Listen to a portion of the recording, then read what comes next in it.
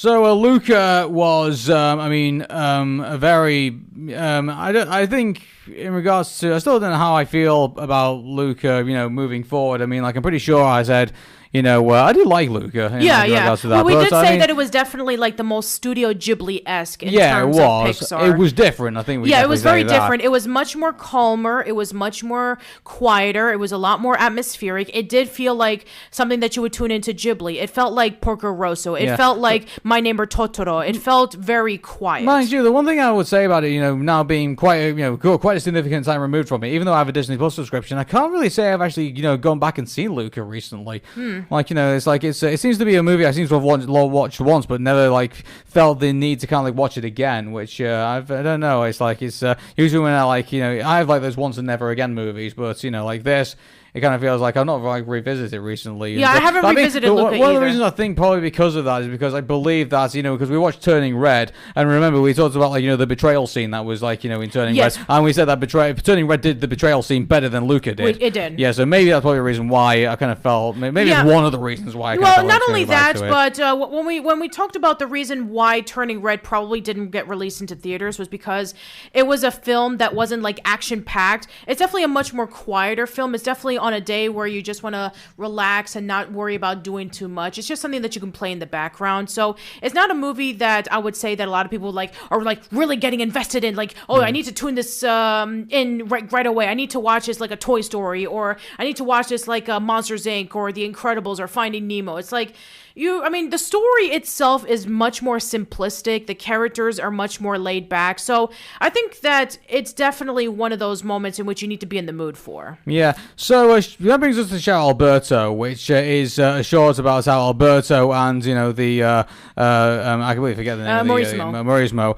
So they have this working relationship going on now, and but it seems to be developing into something a bit more than that. The problem is that Alberto keeps screwing up, and therefore, obviously, thinks he's not getting into Massimo's, good graces, and to the point where, he actually says, I'm just screwing this up so many times, I left, and but then Mauricio stops him and says, my father, when I used to, I once screwed up so bad, he punched a hole in the wall, and then Alberto said, well, what did you do? And he says, well, we just patched it up afterwards, and so that's what they effectively end up doing, so Alberto keeps screwing up in regards to cooking, so he's learning how to cook better, he ended up doing messing up in regards to orders, so obviously he was doing a lot of, he was trying to help out Mauricio. He was basically he was trying to deliver the fish, but then the fish is all over the place, and so people had to return their money. And then he was trying to cook for him, but then the pasta sauce blows up in his face, and then the coup de grace that pretty much ruined a lot of it was that he burned down his boat. Yeah, but funny enough, Mauricio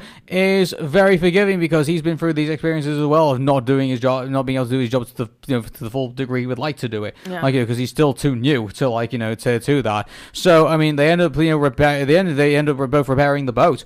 And which I think is a great way to kind of end off on, this is a relatable scenario, people going into something that they never really done before, but they really do care about the person that they're trying to help, and so even though, and also there's a respectful relationship between the two as well, at one point, and also Alberto comes from a situation where he never really knew his dad, his dad just left him, and so he's feeling abandonment because of that, and he's worried that he's going to get that again.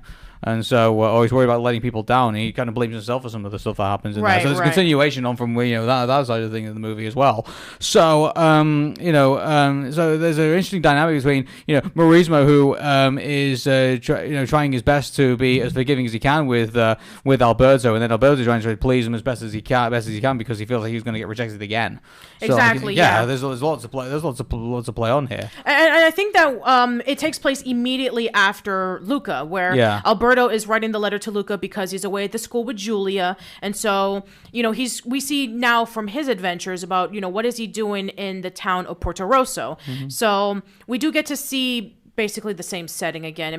There's not really much difference that we saw in the movie, but that's not important because the relationship between the two is what's important. And I think that at the end of the day, I think it was done very well. I think that it was able to expand the line of Alberto as opposed to him being the fun one and the one who takes the most risks. And he does have problems. He's able to try to fix things and he tries to help, but he doesn't do very well with them. And we did get to see a bit of a struggle that we did get to see a little bit in the movie, but not too much. But yeah, it was able to become more expanding, which I thought was like really, really nice. So yeah, I think that this is a very nice short to go along with Luca. Cool. Okay.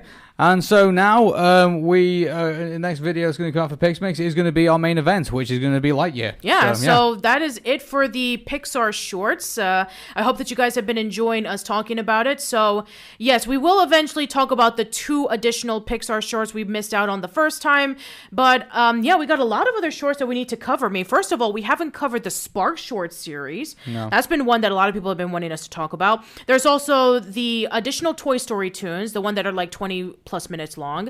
Then there's also Toy Story treats, which Jamboree talked about in his recent video, where around the time at which the first Toy Story movie came out, and also to hype up Toy Story 2, ABC Saturday Morning used to air these like little shorts that would come in between. And then there's also the Pixar popcorn. That was a recent bit of shorts that came out of that as well. So yeah, we got plenty of stuff to cover for PixMinis, but in the meanwhile, we're going to be finally talking about Lightyear. So we hope that we see you then. So take care.